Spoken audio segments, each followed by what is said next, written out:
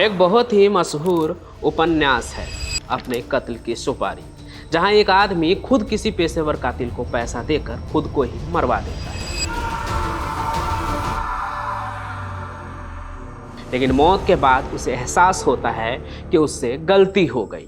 खैर, ये तो कहानी थी।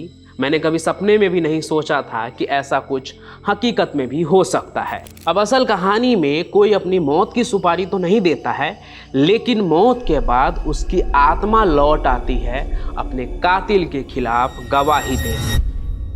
फिर जाकर राज खुलता है कि उसकी मौत एक दुर्घटना नहीं, बल्कि किसी ने सोच समझकर उसका कत्ल किया था।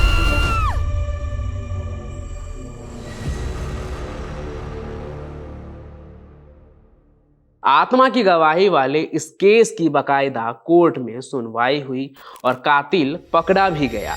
लेकिन कैसे, ये मैं पंचम प्रकाश आपको बताऊंगा आगे।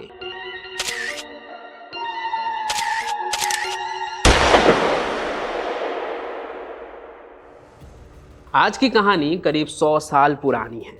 अमेरिका के वेस्ट वर्जीनिया में ग्रीन ब्रायर काउंटी इलाके में इरास्मस अपनी पत्नी एल्वा के साथ रहता था।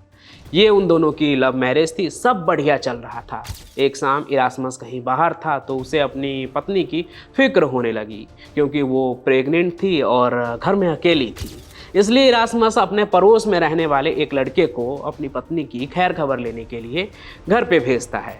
लड़का जब घर के अंदर गया तो हक्का बक्का रह गया। फिर भागते हुए अपनी माँ के पास गया और बताया कि पड़ोस की एल्वा सीढ़ियों के नीचे बदहवास पड़ी हुई है। ये बात सुनते ही पड़ोसी ने डॉक्टर को बुलाया, लेकिन पत्नी की हालत के बारे में जानकर इरास्मस भी घर पर पहुंच गया और एल्वा को अपनी गोद में ले लिया। घर में डॉक्टर आए। नब्ज टटोलते ही मायूस लफ्जों में उन्होंने कह दिया कि she is no more. Elva की मौत की बात सुनते ही मानो उसके पति इरास्मस की तो होश ही उड़ गई। वो फपक फपक के ऐसे रोने लगा जैसे कोई बच्चा हो। सबको पता था कि ये उनकी लव मैरिज थी, 1 साल भी नहीं हुआ था, घर में खुशी आने वाली थी और अब ये सब हो गया। इरास्मस अपनी पत्नी से लिपटकर इस कदर रो रहा था कि बड़ी मुश्किल से फ्यूनरल के वक्त उसे एल्वा से जुदा किया गया और तब जाकर उसे दफनाया गया। इरास्मस के साथ साथ एल्वा की माँ भी बहुत ज़्यादा दुखी थी, जो अपने बेटी की याद में कई दिनों तक रोती रही। फिर एक रात जब वो सोई थी तो उसे ऐसा एहसास हुआ जैसे कोई उसे आवाज़ दे रहा है, बुला रहा है, लेकिन जब वो आँख खोलती तो वहाँ कोई नहीं होता। उसने ये बात अपने घर में भी बताया कि उसे ऐसा फील हो रहा है जैसे कि एल्वा उसे बुला रही है। घर वालों ने कहा कि तुम्हें बेटी की मौत का सदमा लगा है, इसलिए तुम्हें ऐसा लग रहा है, समय के साथ सब ठीक हो जाएगा। एल्वा की माँ ने भी यही सोचा, जिसका नाम मैरी था। लेकिन उसके साथ ये अब हर रात होने लगा, वो भी पहले से और भी ज़्यादा, और बहुत जल्द उसे अपनी बेटी की साफ साफ आवाज़ सुनाई देने लगी, साथ ही उसे वो दिखाई भी देने लगी। उसने कहा कि उसकी मौत सीढ़ियों से गिरकर नहीं हुई है, बल्कि उसके पति इरास्मस ने उसे मारा है। ये सभी बात एल्वा की माँ मैरी ने पब्लिक प्रोसिक्यूटर को भी बताया, लेकिन वो मैरी की बात मानने को तैयार ही नहीं थे। मैरी ने वकील को ये भी बताया कि उस दिन इरास्मस किसी को भी एल्वा के पास आने नहीं दे रहा था, और तो और उस दिन एल्वा हाई नेक वाली टॉप पहनी हुई थी, जैसे कपड़े उसने कभी भी नहीं पहना था।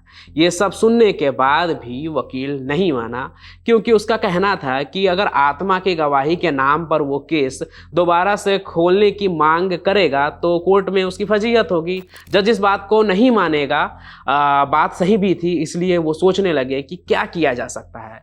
फिर बात आकर अटकी पोस्टमार्टम पर कि मौत की वजह क्या सामने आई थी। तब पता चला कि इरास्मस ने एल्वा के मौत वाले दिन डॉक्टर को बस उसका नब्ज ही टटोलने दिया।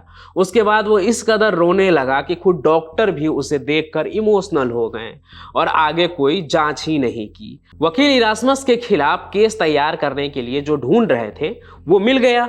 फिर डॉक्टर के गवाही के बाद केस दोबारा से रीओपन हुआ और एल्वा के लाश को कब्र से बाहर निकालकर उसका पोस्टमार्टम किया गया और फिर रिपोर्ट सामने आया कि उसके गले पर गहरा निशान है और मौत गले की हड्डी टूटने के वजह से हुई है। और ये खबर शहर के हर अखबार में हेडलाइन बन गई कि आत्मा ने दी अपने कत्ल की गवाही। दूसरी तरफ मैरी की बात सच निकली कि उसकी बेटी एल्वा की मौत नेचुरल नहीं थी। पोस्टमार्टम रिपोर्ट के आधार पर जांच हुई और फिर पुलिस ने इरास्मस को गिरफ्तार कर लिया। फिर उसने भी आगे की पूछताछ में कबूल लिया कि एल्वा का कत्ल उसने ही किया था, क्योंकि कत्ल वाले दिन उन दोनों का झगड़ा हुआ था और गुस्से में इरास्मस ने उसके गले को दबाकर मार दिया। पुलिस ने फिर पूछा कि तुम तो उससे प्यार करते थे, तो फिर सिर्फ गुस्से की वजह से तुमने उसे कैसे मार दिया? जिस पर इरास्मस ने बताया कि असल में एल्वा को उसकी सच्चाई पता चल गई थी कि इरास्मस ने इससे पहले भी 2 शादी की थी। पहले बीवी से उसका तलाक हो गया और दूसरी बीवी 1 साल पहले अचानक से रहस्यमय तरीके से गायब हो गई। यही बात जब एल्वा को पता लगी तो वो रोज इरास्मस से इस बात पर झगड़ा करने लगी कि आखिर उसका सच क्या है, जिससे परेशान होकर इरास्मस ने एक दिन उसे जान से ही मारकर खत्म कर दिया। प्लानिंग पुख्ता थी और किसी को कुछ पता भी नहीं चलता अगर एल्वा की आत्मा खुद अपनी गवाही देने के लिए अपनी मां मैरी के पास नहीं आती। हालांकि इसमें एक एंगल ये भी माना जाता है कि खुद उसकी मां मैरी को इरास्मस पर शक हुआ था जब वो एल्वा के पास किसी को भी नहीं आने दे रहा था। तो फिर उसकी मां ने एल्वा की आत्मा का आवाहन किया, यानी उसने तंत्र मंत्र के सहारे अपनी बेटी एल्वा के आत्मा को बुलाया और उससे पूछा कि तुम्हारी मौत कैसे हुई।